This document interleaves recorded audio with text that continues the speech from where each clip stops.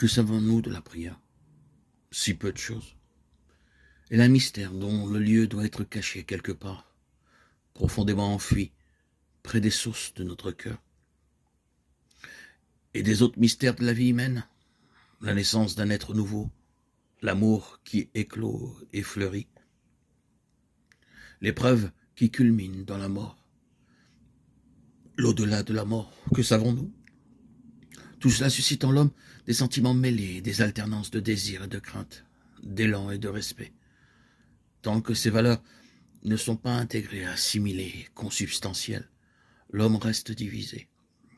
Il est à la fois attiré et rebuté. Que dire aujourd'hui surtout de la prière?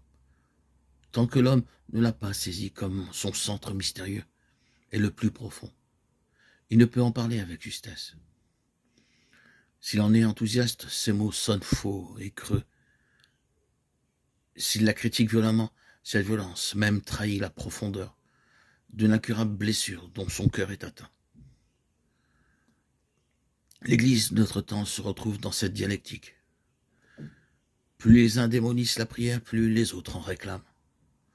Tension normale et saine qui prouve au moins deux choses. D'abord,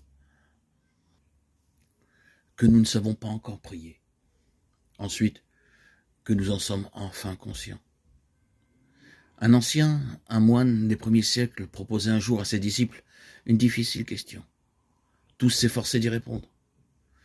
Quand ce fut le tour du dernier, il dit « Je ne sais pas ». L'ancien loua ce disciple. Il avait donné la vraie réponse. Que de fois nous essayons de trouver une réponse facile aux questions que la vie nous pose.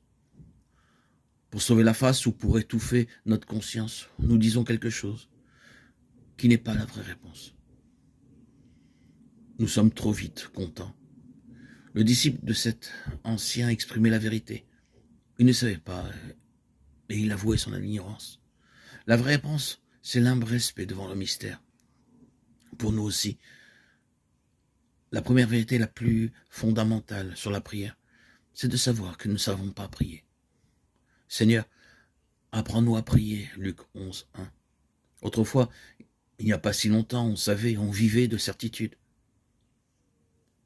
Dans l'Église, les structures bien cohérentes, les prescriptions, les commandements parlaient un langage clair. Au point qu'on pouvait se sentir dispensé parfois de penser. Un autre pensée pour nous. Mais depuis quelques années, une évolution se dessine. L'Église ressemble à un chantier. Les esprits sont ébranlés. L'aspect communautaire du christianisme tend à éclipser sa dimension personnelle. L'aide au prochain, la fraternité humaine réclament toute l'attention. Alors la prière, à quoi ça sert? Peut-on encore prier? Jadis, on se demandait qu'est-ce que la prière? Aujourd'hui, tout à coup, on se demande est-ce que nous prions encore? Autrefois, on ne doutait pas de la prière comme telle. Prier était un exercice parmi d'autres, prescrit, voire décrit selon toutes les règles de l'art. Il y avait des méthodes de prière, beaucoup de méthodes. Chacun était fidèle avec une authentique générosité à ce qu'il appelait, en insistant plus ou moins sur le possessif, sa méditation. En la qualifiant de réussite ou de raté, il en parlait comme d'un exercice où intervenait à côté de la grâce beaucoup d'adresse et d'habileté. Aujourd'hui, soudain, tout est changé. Nous ne savons plus si nous prions, ni même si la prière est encore possible. Autrefois, trop facile peut-être, elle semble aujourd'hui incroyablement difficile. Dès lors, l'homme du soupçon se demande la prière d'autrefois était-ce bien de la prière? Et aujourd'hui, comment prier? Où prier?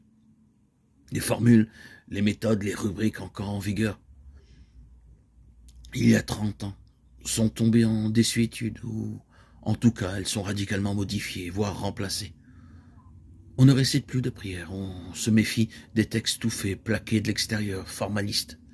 Mais on suspecte aussi la prière dite intérieure. La plupart n'ont absolument plus de temps à lui consacrer.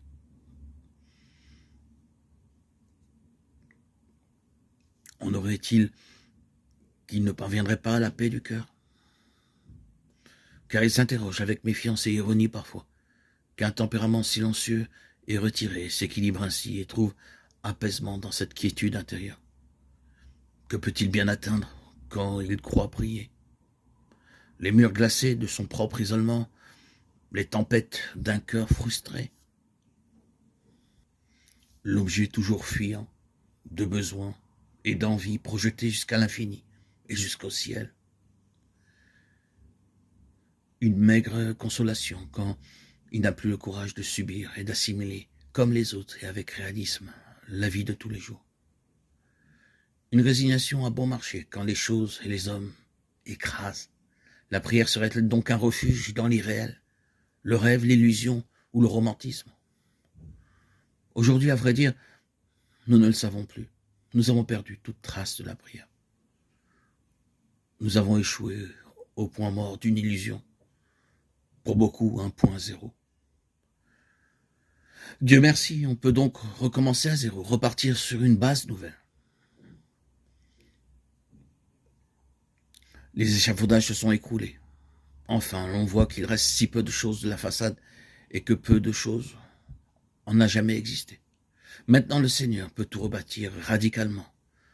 D'un ancien, on a conservé cette parole profonde. La prière n'est pas encore parfaite tant que l'homme en est conscient et sait qu'il prie. Une chose est certaine, peu d'hommes risquent encore de croire qu'ils connaissent la prière. Ce qui est déjà un fruit de la grâce.